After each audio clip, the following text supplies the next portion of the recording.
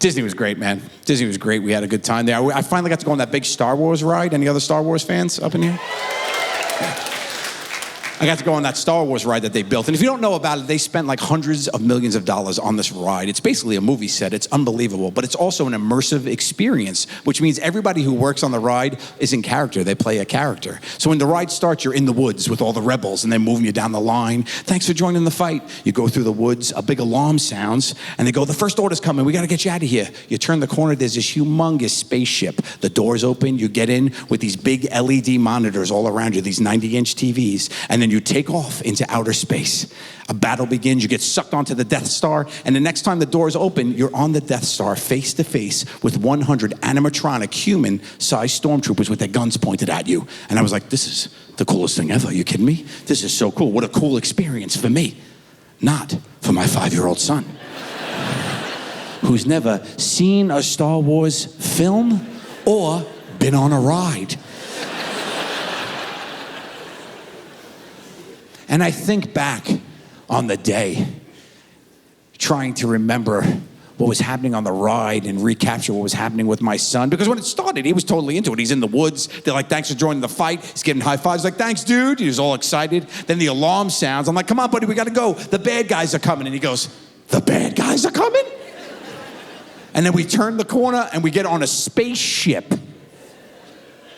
And we go into outer space, where an intergalactic battle begins. The whole thing's shaking, people are screaming. I look, my son is hugging the guardrail going, I want to go back to Earth!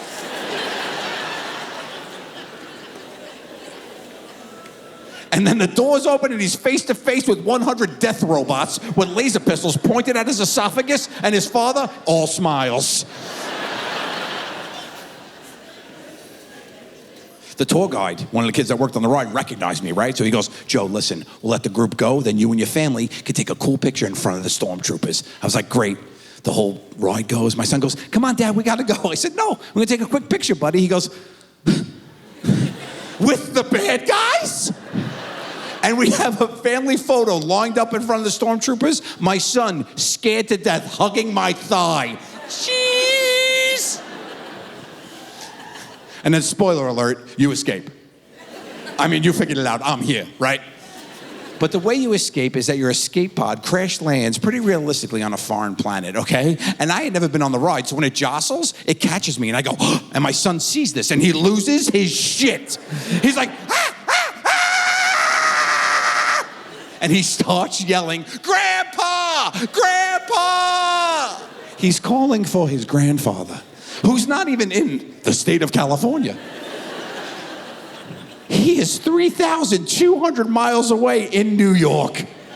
But his father has failed him so miserably that the only other male role model he knows, his only plan B, the only other guy that could save the day, Grandpa. Quick stats on Grandpa for you. 75 years old, 4'11". Diabetic, chronic bronchitis, needs an inhaler, double kneecap replacement surgery, uses a walking stick. He's like Yoda. He's like a real life Yoda. I feel like he was in New York going, I feel a disturbance in the force.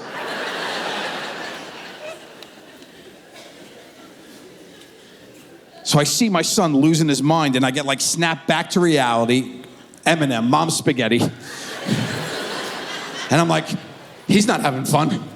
So I grab him, I scoop him up, I'm hugging him, and I'm rubbing his back. And I just tell him, don't worry, buddy, relax, it's just a ride. Information he could have used 12 minutes ago. And he's doing that thing, you know when they're so, like, they're not even crying anymore, they're just so angry, they're doing that angry breathing, beet red, right? So I'm hugging him, I'm holding him. He pushes off my chest, looks at me dead in the face, goes, this is some straight up Disney bullshit.